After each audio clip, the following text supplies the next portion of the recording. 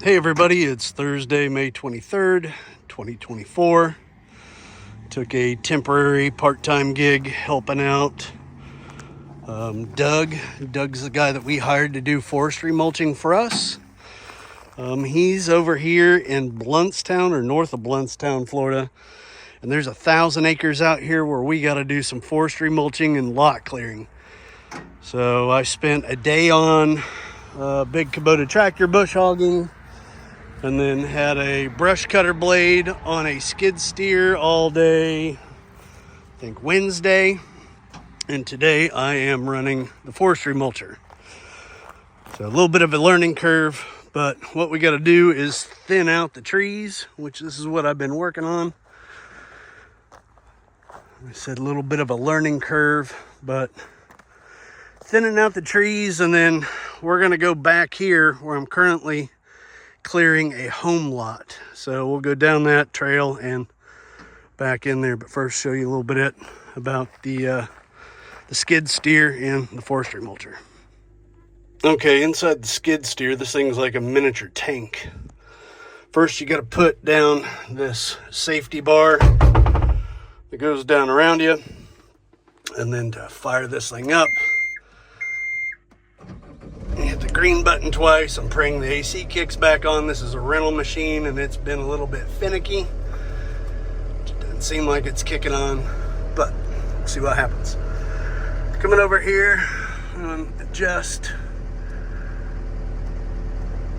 the RPMs up to 2,250.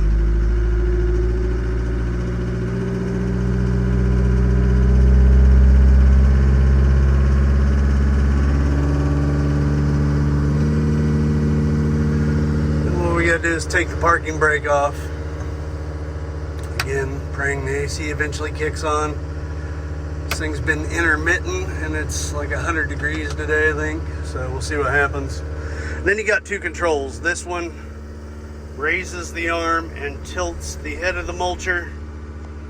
And this control drives and steers the machine.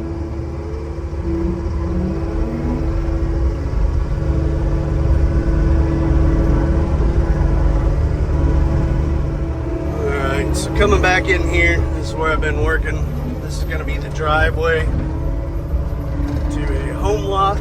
Again, this is a total of 1,000 acres, but I think they're going to have, I don't know, I think they said 10 acre lots maybe.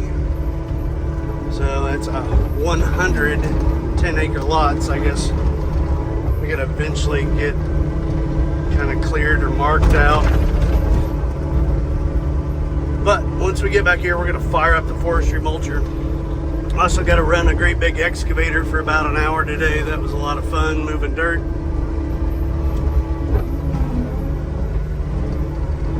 You guys have seen the forestry mulcher in action on previous videos when we had Doug come out and forestry mulch our property. But again, what I'm doing is thinning out the trees and getting rid of all the vines. So to fire this thing up, I've got to push this lever up and hold this button down at the same time. So now with that fired up, the mulcher is spinning, so the disc up front is spinning at a pretty good rate of speed. But now we got to turn on the high flow hydraulic system, which is that button. Now you can really hear this guy spin up. The AC still hadn't kicked on, so it's like a greenhouse in here. But basically, just come back here.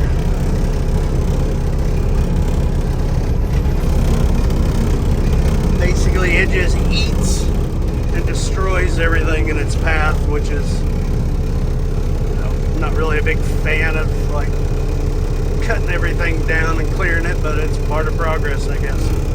So going forward, cuts them down, knocks it down, then you drop the deck down and back up, and it turns the trees and whatever's in its to mulch. So that's what I'll be doing for the next few weeks, I think.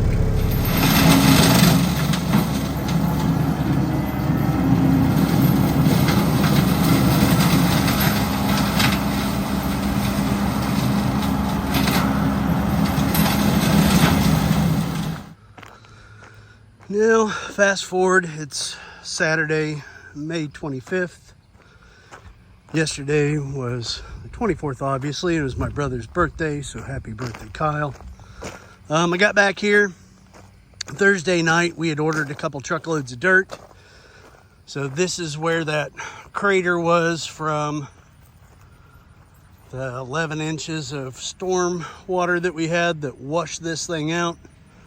So this took, I don't know, probably 10 buckets of dirt. We had the rest of it dumped down there, and we started working on that washout down there, so we'll check that out. But I'm gonna get a rake, smooth this out. It's still obviously wet, let it dry in, and throw some grass seed here, and hopefully that doesn't happen again. Probably need to put some rocks in there too, because the rocks obviously help with the erosion. But we've been mowing, or Emily and I have been mowing, pretty solid. Got everything knocked down. It looks really good. We've got gravel coming, or crushed concrete, from Crowder. I have not been able to get a hold of Ed Barber for a while, so I hope he's all right. But we've got crushed concrete coming. I box bladed the driveway to flatten it all out, and then we'll have new concrete over here where this is all washed out. I still think I'm gonna have to put in a second culvert up there, but I don't know, we'll play it by ear. We'll go down and check out the other washout here in a second. And coming down this way towards the barn, we had this massive trench and washout down here. So we had the 2 truckloads of dirt actually dumped down here, and then, like I said, about 10 buckets with the tractor into that crater up there by the culvert. So we got this knocked down a little bit because there was a bridge right here, so I knocked it down just a little bit. Didn't go too crazy with it yet, but we filled this in, which this thing was about, I don't know, 2-3 foot deep. We got 2 truckloads of red sandy clay for about $660. And then what I did is I took the box blade and grabbed some of that riprap rock and brought it up here, because rock's what's going to slow the water down and hopefully stop most of the erosion. And then you can see it, this is built up just a little bit. It actually looks higher than what it is, and it's probably higher than what it needs to be.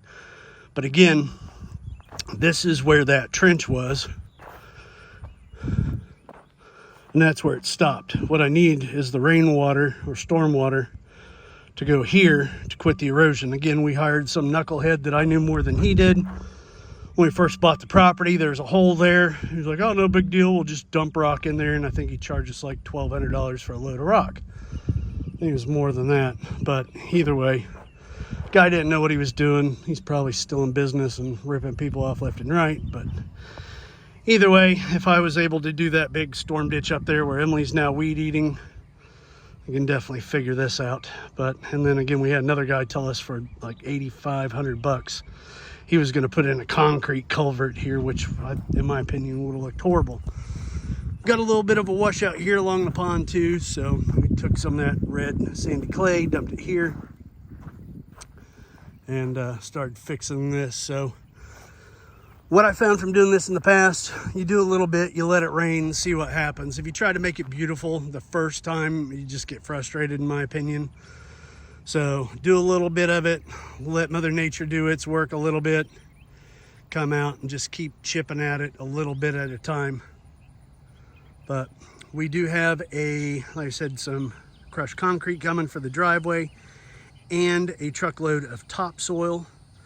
The topsoil is going to be dumped over the red sandy clay, and then we have some grass cloth that's basically woven hay, and our really nice DOT grass seed that we'll put on here and start watering it, and that will stop the erosion hopefully. So this is my new project, besides obviously helping Doug. I go back there on Tuesday. And I'll work Tuesday, Wednesday, Thursday with Doug out in Bluntstown and the rest of the crew. Coming down here, Emily's new beehives are doing extremely well. Our alligator's still here somewhere. He was doing laps in the pond earlier this morning, but I don't know where he's at the moment, but I'm sure he's here somewhere. He's getting less and less intimidated by people and getting more curious. He was actually watching us spread the dirt in that storm ditch all day yesterday and probably getting a foot or 2 foot away from the shoreline while we were working, but he's got to be over here somewhere. I checked the other side of the pond and he wasn't there, but who knows where he's at. He's still pretty cool. He's just been cruising around the pond.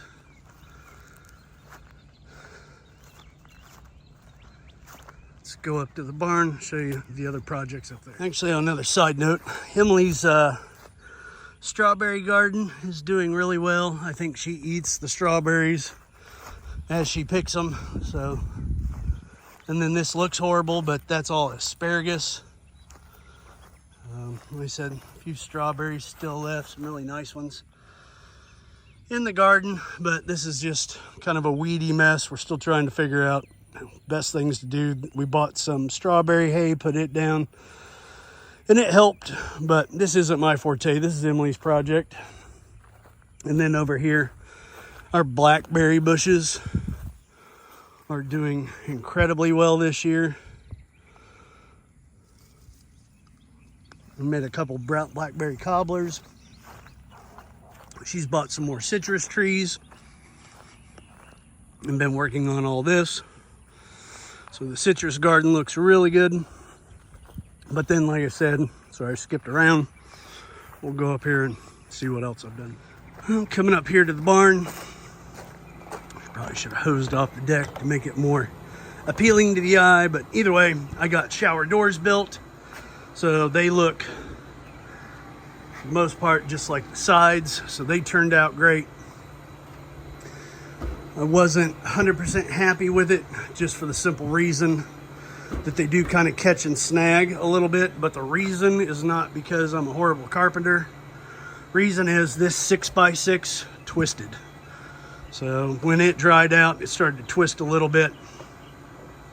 But now we have shower doors versus hanging up a tablecloth, which was working great. But we got that done last week before I went to go help Doug. And then I'm also working on kind of a all-purpose table out here. I still got to put the other 2x6 in there, but I got to rip it down. We're going to stain it and do a concrete top for this. Emily can plant flowers here. We can use it when she makes campfire pizzas, so it could be a prep table for kind of cooking out and things of that nature. But either way, I got to finish doing that. I need to stain it and pour a concrete top for it. But other than that, life's pretty good. It's been real busy out here at Deer Run Farm.